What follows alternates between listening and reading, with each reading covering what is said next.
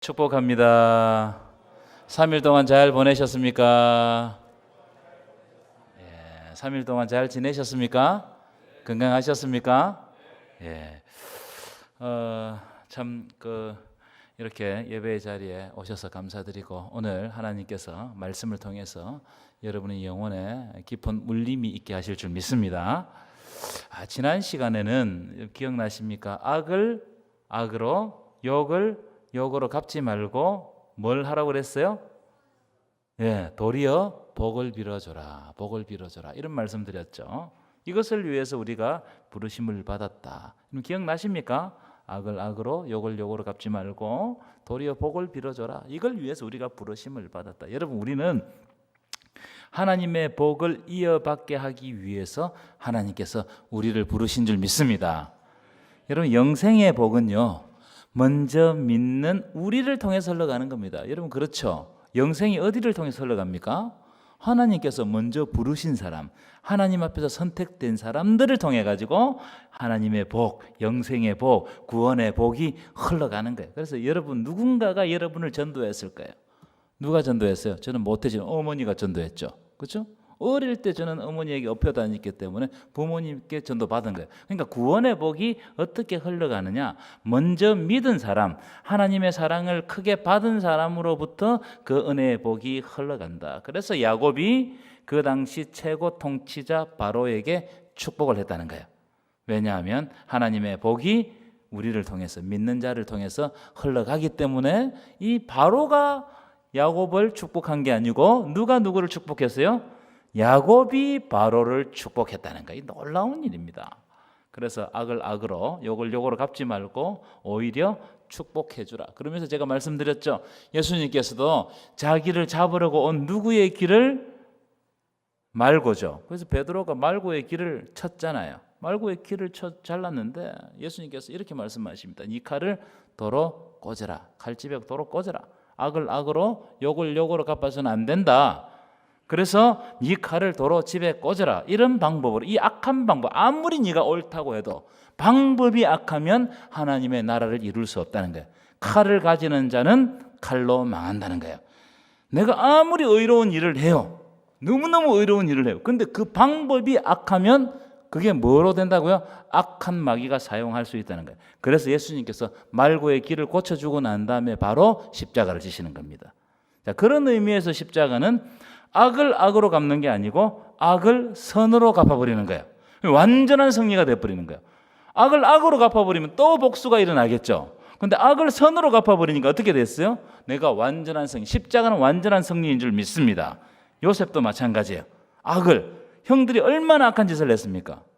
여러분, 이가 바닥바닥 걸리지 않겠어요? 그런데 그걸 선으로 갚아버리니까 더 이상 복수가 일어나지 않고 이제 이 요셉의 형들이 요셉 앞에 가면 벌벌 떠는 겁니다. 왜냐하면 나에게 선을, 자기는 악한 일을 했는데 나에게 선을 갚아버림으로 완전한 승리를 거둔 거예요.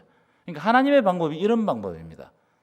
세상 방법은 악을 악으로, 선을 선으로, 이는 이로, 눈은 눈으로 갚는 거죠. 근데 하나님의 방법은 완전히 달라요. 자, 이제 오늘 본문을 보도록 하겠습니다. 오늘 본문을 보시면 오늘 본문의 내용은 띄워주십시오. 말세를 살아가는 성도들의 태도, 성도들의 자세, 다시 말하면 그리스도인들이 이 마지막 시대를 어떤 삶의 태도를 가지고 살아가야 되는가, 이것에 대해서 이제 가르침을 주고 있는 장면입니다. 제가 질문을 하나 해볼 테니까 대답을 해보십시오. 일남선교회. 여러분, 말세는 언제부터 언제까지입니까? 말세, 우리 말세라고 그러는데 말세는 마지막 때죠. 말세는 그러면 구체적으로 언제부터 언제까지예요? 말세가 언제부터 언제까지냐고요? 애매하죠. 저도 이런 걸 보면 좀 애매하면, 사복음서에 보면 예수님께서 공생애를 하실 때 이런 말씀을 하십니다. 천국이 가까이 왔다. 천국은 말세잖아요, 그렇죠? 천국이 가까이 왔다. 사도 바울도 빌립보서에 보면 주께서 가까우시니라. 종말이 가까웠다. 주께서 가까우시니라. 요한계시록에도 보면 때가 가까움이라, 이런 말씀을 하셨거든요. 그럼 도대체 성경에서 말하는 말세는 언제냐? 우리 맨날 말세라고 하는데 말세는 언제냐? 말세에 대해서 여러 가지 의미가 있겠지만 제가 세 가지만 여러분들하고 말씀을 한번 나눠볼까 합니다. 말세는 첫째, 그 시기로 따진다면 예수님이 성천하시고 다시 오시는 이 기간을 말세라고 그래요. 예수님이 성천하시고 다시 오시는 기간. 그래서 사도 바울도 주께서 가까우시니라. 요한계시록에도 때가 가까움이니라. 지금 우리도 지금 시대를 뭐라고 그래요? 말세라고 그러고, 초대교회도 마지막 때라고 그러고, 제가 어릴 때도 말세라는 말을 많이 듣고 자랐고, 여러분 어릴 때도 말세라는 말 들었어요, 안 들었어요? 제가 그 우리나라 일제강점기 때 신앙의 선배들이 써놓은 글들을 보면 그때도 말세라고 그랬어요. 마지막 때라고 그랬어요. 미국의 부흥기를 이끌었던 조나단 에드워드 같은 분들 있죠. 이런 분들도 그때도 말세라고 그랬어요. 마지막 때라고 그랬어요. 그때가. 이게 맞는 말이에요? 틀린 말이에요? 맞는 말이죠. 예수님이 성천하시고 난 다음부터 오는 모든 시기는 말세입니다. 그렇죠? 그럼 왜 말세가 이렇게 긴가? 그럼 말세 어느 특정한 시간을 딱 정해주면 참 편할 텐데 왜 이렇게 말세가 긴가? 여러분, 하나님의 시간은 우리의 시간과 달라요. 그렇죠? 베드로후서 다음에 볼 텐데 하나님의 시간에 대해서 말씀하시는데 하루가 몇 년 같고 천년 같고, 천년은 몇 년 같다고요?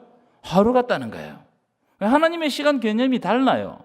시편 90편에도 이런 말씀이 있습니다. 주의 목전에 천년이 지나간 어제 같으며 밤의 한순간 같다. 천년이 하나님께는 밤의 한순간 같다는 거예요.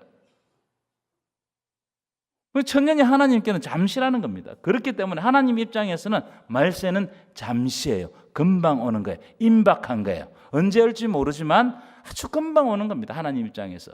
그러니까 우리는 지금 말세를 살아가는 거예요. 사도들도 말세를 살아갔고 지금 우리들도 말세를 살아가고 있고 그 다음 세대, 우리 다음 세대도 말세를 살아가는 거예요. 이해하셨어요? 이해하셨으면 고개를 끄덕끄덕. 네, 감사합니다. 그래서 두 번째, 그럼 이 말세는 어떤 시대냐? 따라합시다. 복음이 증거되는 시대. 복음이 증거되는 시대가 말세예요. 교회를 통해서 복음이 땅끝까지 증거되는 이 시대를 말세라고 그러는 거예요. 그렇기 때문에 믿는 자들의 사명은 분명해지는 거죠. 그러니까 믿는 자, 우리가 말세를 살아가는 자들의 사명이 뭐예요? 복음을 전하는 거예요. 아멘이십니까? 그러니까 우리가 이 시대에 뭘 하며 살아야 되느냐? 이걸 물어본다면 우리는 복음을 전해야 된다는 거예요. 여러분을 통해서 하나님의 놀라운 복음이 전거되기를 간절히 축원합니다. 세 번째 말세는 그리스도인들이 예수를 기다리며 복음에 합당한 삶을 사는 시기가 말세다는 거예요. 그래서 굉장히 중요한 시기입니다. 우리가 말세를 산다는 것은 예수를 기다린다는 말이고, 예수를 기다린다는 말은 복음에 합당한 삶을 살겠다는 결단이 있는 거예요. 왜냐하면 예수님이 이제 오시면, 진짜 오시면 반드시 심판하신다. 복음에 합당하게 살았는지, 내가 그렇게 살지 못했는지 주님께서 마지막에 물어보신다는 겁니다. 오늘 본문에도 그런 내용이 나옵니다. 여러분, 예수님은 마지막 날에 심판주로 오시는 줄 믿습니다. 믿습니까? 예수님 오십니다. 예수님을 기다린 신부 아니겠어요? 그런데 어떻게 오시냐? 심판주로 오신다는 거예요. 그래서 오늘 본문에 보면 말세를 기다리는 사람들, 말세를 살아가는 사람들은 어떻게 살아야 되느냐? 이것은 너무너무 중요한 문제다. 믿는 것도 중요하지만 믿음만큼 중요한 게 뭐냐 하면은 내가 지금 이 시대를 어떻게 하나님의 복음에 합당하게 살고 있는가, 이것도 너무너무 중요한 거라는 거예요. 자, 그런 의미를 가지고 오늘 본문을 보도록 하겠습니다. 4장 1절 2절 우리 큰 소리로 한번 읽어볼까요? 시작. 그리스도께서 이미 육체의 고난을 받으셨으니 너희도 같은 마음으로 갑옷을 삼으라. 이는 육체의 고난을 받은 자는 죄를 그쳤음이니. 2절 시작. 그 후로는 다시 사람의 정욕을 따르지 않고 하나님의 뜻을 따라 육체의 남은 때를 살게 하려 함이라. 자, 이 말씀은 두 가지를 말씀하고 있습니다. 첫째는 예수님이 고난 받으신 것처럼 성도들도 고난 받을 각오를 해라. 마음에 무장을 해라. 그리스도께서 이미 육체의 고난을 받으셨다. 그러니까 너희도 같은 마음으로 갑옷을 입으라. 고난 받을 준비를 해라. 여러분, 고난 받을 준비를 하셨습니까? 고난이라면 다 싫어요. 저도 싫어요. 그런데 분명하게 베드로 사도가 가르치고 있습니다. 예수님이 고난 당하신 것처럼 너희도 고난 당한다는 것을 마음에 각오를 해라. 마음에 갑옷을 삼아라. 그러니까 여러분, 고난이 온다고 해서 두려워하지 마십시오. 흔들리지 마십시오. 고난은 늘 옵니다. 나는 고난 없이 살았다는 사람 손 들어보세요. 없을 거예요. 저도 없습니다. 오늘 나중에 본문에도 나오거든요. 한번 보십시다. 12절부터 좀 넘겨서 보십시다. 이것부터 보고 갑시다. 자, 12절부터 한번 읽어볼까요? 시작. 사랑하는 자들아, 너희를 연단하려고는 불시험을 이상한 일 당하는 것 같이 이상히 여기지 말라는 거예요. 어떤 시험이 온다고요? 불시험이 온다. 불시험이 오면 이상하죠. 예수를 믿는데 왜 이런 불시험이 오나? 이걸 이상히 여기지 말라는 거예요. 당연한 거다. 아까 앞에 말씀드렸죠. 예수께서 고난 받으셨기 때문에 너희도 고난 받는다는 것을 마음에 어떻게 하라고요? 갑옷을 입으라는 거예요. 그 마음에 각오를 해라는 겁니다. 자, 13절 읽어볼까요? 시작. 오히려 너희가 그리스도의 고난에 참여하는 것을 즐거워하라. 이는 그의 영광을 나타나실 때에 너희로 즐거워하고 기뻐하게 하려 함이라. 지금 베드로 전서를 받는 성도들은 흩어진 나그네입니다. 뭐 때문에 흩어졌다고 그랬어요? 박해 때문에 흩어진 나그네들입니다. 그러니까 너희가 그리스도의 고난 참여하는 것을 즐거워하라는 거예요. 너희에게 상이 금이니라. 하나님께서 기뻐하신다는 거예요. 그러니까 여러분, 예수 믿으면서 고난이 옵니다. 근데 기뻐하시기를 축원합니다. 이 일을 통해서 하나님께서 큰 상을 주실 줄 믿습니다. 그 14절 나오잖아요. 너희가 그리스도의 이름으로 치욕을 당하면 복이 있는 자로다. 여러분, 혹시 예수 믿는다고 좀 조롱을 당하고 손해를 보고 치욕을 당하고 뭐 말로 할 수 없는 속상한 일이 있었습니까? 여러분들은 복 있는 자인 줄 믿습니다. 이 놀라운 일이에요. 하나님 복 주신다는 거예요. 그러니까 여러분, 땅에다가 복을 쌓으려고 하지 말고 하늘에다가 여러분의 복을 쌓으십시오. 이 땅은 나그네입니다. 나그네에게 편지를 쓰잖아요. 나그네입니다. 지나갑니다. 이 땅 영원하지 않습니다. 언젠가는 하늘나라에 입성하게 되는 줄 믿습니다. 그래서 하늘나라 바라보고 살아라는 거예요. 하나님께서 그때가 되면 칭찬과 영광과 존귀를 더해 주신다는 거예요. 이 내용이 바로 베드로 전서의 주된 내용, 골자입니다. 골자. 자, 그래서 이런 말씀을 드리고 있는 겁니다. 두 번째, 이 말세의 성도들은 세상 정욕을 따르지 말라는 거예요. 정욕을 따르지 말라. 우리에게 남아있는 날들을 계수하라. 여러분, 우리에게 남아있는 시간이 얼마 남지 않았어요. 진짜 얼마 남지 금방 지나갑니다. 제가 8년 전에 왔잖아요. 이제 다음 달 세 번째 주가 되면 48년이 됩니다. 48년이 되는데 그때 정말 우리 권사님들 예뻤거든요. 지금도 예뻐요. 예쁜데 약간 사그셨어. 그런 것 같아요. 이게 지나가는 게 막 그냥 확 지나가 버립니다. 그리고 지나갈 때는 이게 빠르게 지나간지 몰라. 지나가고 난 다음에 돌아보면은 빨라요, 안 빨라요? 엄청 빨라, 엄청. 막 이게 셀 수가 없어. 그 세월이 살처럼, 화살처럼 빠르게 막 지나가는 거야. 그러니까 이 베드로가 뭐라고 이야기하냐면 우리에게 남은 때를 살게 하는데 그 남은 때를 기억하고 생각하라는 거예요. 세상 정욕에 빠져 살아서는 안 된다. 하나님이 주신 시간 안에서 하나님 안에서 거룩하게 살아라. 구별되게 살아라. 성실하게 살아라. 복음에 합당하게 살아라. 이 말씀을 주고 있는 거예요. 마음대로 막 살면 안 돼요. 예수 그리스도인들은 곧 주님 앞에 설 시간이 가까이 온다. 긴장해라, 긴장. 그 말씀을 하고 있습니다. 3절부터 5절 말씀이거든요. 3절부터 5절 말씀 우리 한번 읽어보겠습니다. 시작. 너희가 음란과 정욕과 술 취함과 방탕과 향락과 무법한 우상 숭배를 하여 이방인의 뜻을 따라 행한 것은 지나간 때로 족하도다. 이러므로 너희가 그들과 함께 그런 극한 방탕에 다름질하지 아니하는 것을 그들이 이상히 여겨 비방하나 그들이 산자와 죽은 자를 심판하기로 예비하신 이에게 사실대로 고하리라. 여러분, 성도가요, 예수 안 믿었을 때 했던 방탕한 삶을 계속 살면 하나님의 의를 이룰 수가 있어요, 없어요? 없죠. 그래서 지금 이 본문은 옛날 행실을 버려라. 복음에 합당한 삶을 살아라. 지나간 때도 때로 족하도다. 옛날에 네가 그렇게 막 방탕하는 거에 살았던 거, 그 지나간 때로 족하다는 거예요. 세상 사람들과 똑같이 살면 우리가 복음을 어떻게 전하겠냐? 여러분, 예수 믿는 사람 뭔가 달라야 돼요. 제가 이거 수요 예배 시간에 몇 번 말씀드렸는데 세상은요, 예수 믿는 사람이 자기와 똑같이 방탕하면 자기도 그렇게 더럽게 살면서 예수 믿는 사람 더 욕해요. 어이구 저 사람 예수 믿으면서도 저런 짓을 지도 그렇게 하면서 예수 믿는 사람 저렇게 한다고. 그리고 우리가 예수 전하면 어떻게 합니까? 니나 잘 믿어. 니나 조롱받는 거예요. 그래서 여러분 거룩하게 살지 않으면 복음을 전할 수가 없어요. 우리는 제가 주일 오후에도 말씀드렸죠. 우리는 그리스도의 뭐라고요? 향기다는 거예요. 우리는 그리스도의 편지라는 거예요.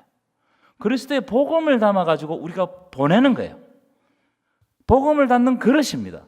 그런데 그릇이 더럽잖아요. 그러면 그 안에 내용물을 누가 보겠어요? 안 보겠어요? 보겠어요? 안 보겠어요? 안 봅니다. 안 봐요. 제가 어릴 때 비위가 참 약했어요. 비위가 약해가지고 저희 부모님이 어디 가시잖아요. 그럼 밥을 못 챙겨주면은 그 뒷집에 근사님한테 내 밥을 좀 챙겨달라고 그렇게 하고 간답니다. 가면은 제가 그 집에 가서 어떻게 하느냐, 숟가락 냄새를 맡아요. 지금 저는 기억이 안 나는데 비가 약하니까 혹시 냄새 나는가 싶어가지고 숟가락 냄새 났고 그냥 못 먹는 거예요. 다른 사람 집에 가서. 여러분 그러니까 어떻게 우리가 깨끗해야 돼요. 그 근사님 집이 더럽다는 말이 아니고 우리가 깨끗하지 않으면 복음도 그렇게 보이는 거예요. 우리의 삶을 정갈하게 살아야 됩니다. 정결하게. 4절 보십시오. 4절 여러분 보시면 이런 내용입니다. 함께 예수 안 믿었을 때 방탕한 생활을 하다가 예수 믿고 난 다음에 방탕한 생활을 끊잖아요.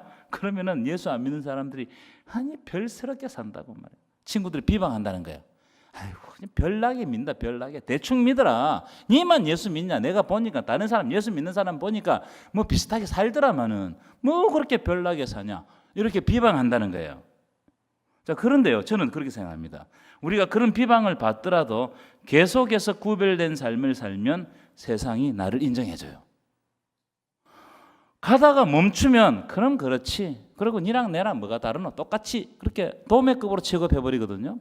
그런데 내가 그럼에도 불구하고 하나님의 백성으로서 거룩하게 구별하게 계속해서 살아가면 세상 사람들이 나를 존중해줘요.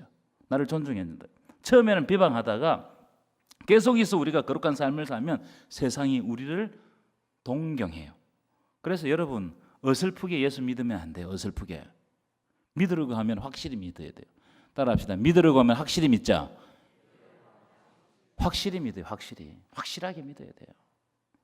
그래서 저는 요즘에 한 번씩 이 고등학교 친구들한테 전화가 와요. 언제 전화가 오느냐? 술 취해서 전화가 와.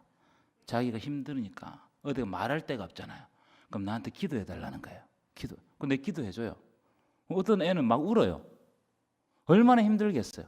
그래서 교회 가라고 내가 전도하죠. 전도하기가 너무너무 쉬워. 가든지 안 가든지 그거는 내가 주님께 맡겨놓고 그때 내가 전도할 수 있어요. 이 세상 사는 게 우리만 어려없느냐? 아니야, 세상 사람 다 힘들어요. 다 걸림이 있잖아. 그럴 때 어떤 영적 어떤 권위자한테 뭔가를 물어보고 싶거든요. 대화를 해보고 싶거든요. 그런데 맹정신에는 못 물어본단 말이에요. 쪽팔리니까 세상 말로. 그러니까 이제 한 잔 되면 나한테 전화를 해. 그래가지고 나한테 기도해. 끝내 기도해달라. 내가 갑자기 기도해달라면 쑥스러워 죽겠어. 그래도 해줍니다. 예수 믿게 해달라고. 어려움을 다 극복하게 해달라고. 놀라운 일이에요, 여러분.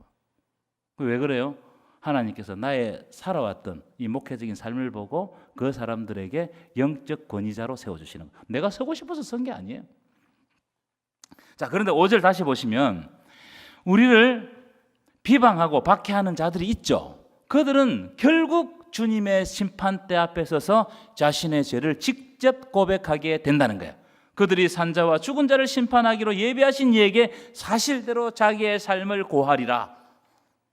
주님의 심판대 앞에 섭니다. 여러분, 마지막 날이 있습니다. 개인적인 종말이든 역사적인 종말이든 예수 앞에서 심판받는 날이 있다는 거예요. 그때는 모든 것이 낱낱이 드러나는 거예요. 낱낱이 드러납니다. 숨길 수가 없어요. 그때를 생각하며 지금을 살아라. 우리가 주님 앞에 설 시간이 다가올 텐데 그때는 낱낱이 드러나는데 그때를 생각하면서 지금을 살아라는 거예요. 믿으십니까? 이게 바로 종말론적인 신앙이란 말이에요. 지금 당장 내가 주님 앞에 서더라도 부끄럽지 않게 자신을 살피면서 사는 것, 이게 종말론적인 신앙이에요. 자, 그런 의미로 7절 읽고 7절 주제 구절입니다. 함께 읽어볼까요? 시작. 만물의 만물의 마지막이 마지막에 가까이 가까웠으니 왔으니 그러므로 너희는 정신을 차리고 근신하여 기도하라. 자, 됐습니다. 앞에서 말씀드린 것처럼 얼마 안 남았다는 거예요. 여러분 얼마 안 남았습니다. 하루가 1000년 같고 1000년이 하루 같기 때문에 우리는 하나님의 심판대 앞에 금방 서게 됩니다. 우리 세월을 돌아보도록 금방금방 지나가잖아요. 그래서 정신을 차리고 근신하여 기도하고 나의 삶의 자리를 살피라는 거예요. 정신을 차리고 근신하여 기도하라는 말씀은 주님 오실 날이 얼마 안 남았다. 그래서 자신의 믿음을 되돌아보라. 종말론적인 긴장을 늦추어서는 안 된다는 거예요. 여러분 예수님이 하신 비유들이 있거든요. 종말론에 종말에 가는 비유들이 있습니다. 뭐 이를테면 열처녀 비유, 달란트 비유, 노아의 때 비유, 뭐 예수님이 도둑과 같이 임한다, 이런 비유들이 많습니다. 그 비유의 핵심이 뭡니까? 깨어 있으라, 깨어 있으라. 왜 깨어 있으라는 거예요? 우리가 예상하지 못하는 시간에 예수님이 온다는 거예요. 예상하지 못하는, 도둑과 같이 임한다는 거예요. 그렇기 때문에 긴장하고 깨어 있고 근신하고, 그래서 기도하라는 거예요. 깨어있지 않는 모든 사람들은 바깥 어두운 데 쫓겨나 이를 갈미 있으리라. 그런 내용들이 많이 나옵니다. 예수님이 이런 말씀까지 하셨어요. 나더러 주여 주여 하는 자마다 천국에 다 들어갈 것이 아니요 다만 하늘에 계신 내 아버지의 뜻대로 행하는 자라야 들어가리라. 아멘이십니까? 그래서 여러분 하나님의 뜻대로 행하지 않으면 여러분 큰일 날 수 있다 이 말이에요. 이건 내가 한 말이 아니고 예수님이 하신 말씀입니다. 나더러 주여 주여 하고 예수 믿는 척 한다고 나 천국에 들어갈 것이 아니라는 거예요. 이 말씀을 하시면서 딱 그 다음 말씀을 보면 충격적입니다. 그날에 많은 사람이 나더러 이르되 주여 주여 우리가 주의 이름으로 선지자 노릇하며 주의 이름으로 귀신을 쫓아내며 주의 이름으로 많은 권능을 행하지 아니하였나까 하리니 그때에 내가 그들에게 밝히 말하되 내가 너희를 도무지 알지 못하니 불법을 행하는 자들아 내게서 떠나가라. 저는 무서운 말씀이라고 생각해요. 여러분 주의 이름으로 선지자 노릇을 했다는 말이 무슨 말입니까? 주의 이름으로 목사를 하고 주의 이름으로 장로를 하고 주의 이름으로 권사, 집사, 뭐 교회에서 온갖 섬김을 다 했다 이 말 아니겠어요? 근데 예수님 그런 거 필요 없다는 거예요. 주의 이름으로 귀신을 쫓아내면 능력을 행하고 섬김과 봉사를 다 해도 내가 너희를 도무지 알지 못하니 불법을 행하는 자들아 내게서 떠나가라. 여러분 왜 그런 말씀을 하시는 거예요? 오늘 본문으로 말하면 근신하여 정신을 차리지 않고 기도하지 않고 세상 사람들처럼 흥청망청 사는 거예요. 주의 날이 가까이 오는데 그냥 그렇게 사는 거예요. 똑같이 사는 거예요. 그래서 오늘 말씀은 하나님의 말씀에 하나님의 뜻에 민감하라. 민감하게 반응하라. 정신을 차리고 기도하면서 자기 자신의 삶의 자리를 살펴라. 제발 살펴라는 거예요. 여러분 신앙은 소속의 문제입니다. 신앙은 무슨 문제라고요? 소속의 문제. 내가 어디에 속해 있냐? 내가 누구에게 속해 있냐? 내가 하나님께 속해 있냐? 아니면 세상에 속해 있냐? 이걸 주님께서 물으신단 말이에요. 예수 믿는다고 하면서 내 관심과 열정이 세상을 향해 있으면 그건 하나님께 속해 있는 게 아니거든요. 내 마음이 어디에 관심을 두고 있는지, 어떤 것을 최우선적으로 하고 있는지 이걸 한번 살펴보라는 거예요. 특별히 여러분 기도의 자리, 예배의 자리, 여기에서 하나님께서 깨닫게 하시는 게 많습니다. 하나님 말씀을 주신단 말이에요. 하나님의 뜻을 밝히 알게 하신단 말이에요. 이 시대를 살아가게 하신 하나님의 뜻이 무엇인지 기도를 통해서 예배를 통해서 하나님께서 밝히 보여주실 때가 많아요. 시간이 가지면 한 구절 찾아봅시다. 로마서 12장. 로마서 12장 한번 보실까요?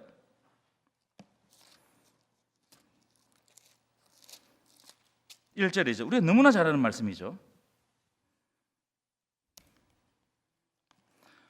256페이지. 함께 읽어볼까요? 시작. 그러므로 형제들아 내가 하나님의 모든 자비하심으로 너희를 권하노니 너희 몸을 하나님이 기뻐하시는 거룩한 산 제물로 드리라. 이는 너희가 드릴 영적 예배니라. 2절 시작. 너희는 이 세대를 본받지 말고 오직 마음을 새롭게 함으로 변화를 받아 하나님의 선하시고 기뻐하시고 온전하신 뜻이 무엇인지 분별하도록 하라. 아멘이십니까? 이 말씀 두 가지 주제입니다. 첫째는 우리의 삶을 하나님이 기뻐하시는 산 제물로 드려라는 거예요. 내 삶 전체가 하나님이 기뻐하시는 제물이 되어야 된다. 하나님은 내 삶을 받기를 원하신다는 거예요. 하나님은 헌금 받기를 원하지 않습니다. 하나님은 내 삶을 받기를 원하신다는 거예요. 아멘이십니까? 두 번째, 이 세대를 본받지 말고 하나님의 뜻을 분별하는 거예요. 왜냐하면 이 세대가 하나님의 뜻을 분별하지 못하고 자꾸 우리의 시각을, 우리의 눈을 흐리기 때문에, 그래서 하나님이 지금 이 시대를 살아가게 하신 하나님의 목적이 뭐냐? 이걸 여러분 민감하게 살펴보라는 거예요. 이 세대를 본받지 말고 마음을 새롭게 함으로 변화를 받으라. 여러분 마음을 새롭게 하시기를 축원합니다. 마음을 새롭게 하시기를 축원합니다. 마음이 새로워지지 않으면 아무것도 할 수 없어요. 마음이 중요합니다, 여러분. 진짜요. 마음이 새로워지지 않으면 하는 것마다 짜증스럽습니다. 근데 하나님 앞에서 마음이 새로워지고 마음이 가난해지고 마음에 사모하는 마음이 있으면 그거 다 해결돼요. 어려웠던 거 다 해결됩니다. 그래서 여러분 기도하실 때 하나님 오늘도 새로운 마음을 부어달라고 기도할 필요가 있다 이 말이에요. 여러분들 아무리 인간적으로 노력해보세요. 되나? 안 된단 말이에요.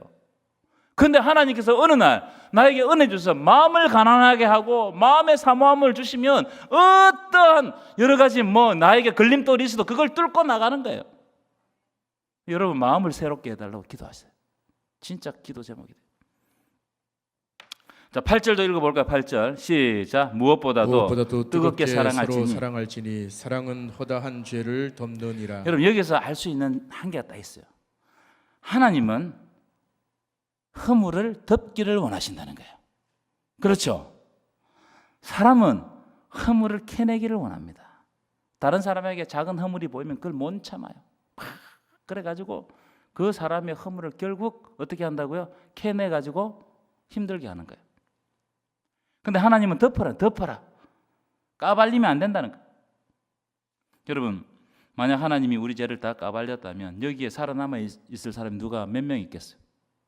여러분 한번 생각해 보십시오. 여러분들이 지금 살아가는데 24시간 화면으로 이렇게 다 촬영을 했어. 그리고 다른 사람들에게 다 보여준다면 여러분 얼굴 들고 다니겠어요? 저는 자신이 없습니다.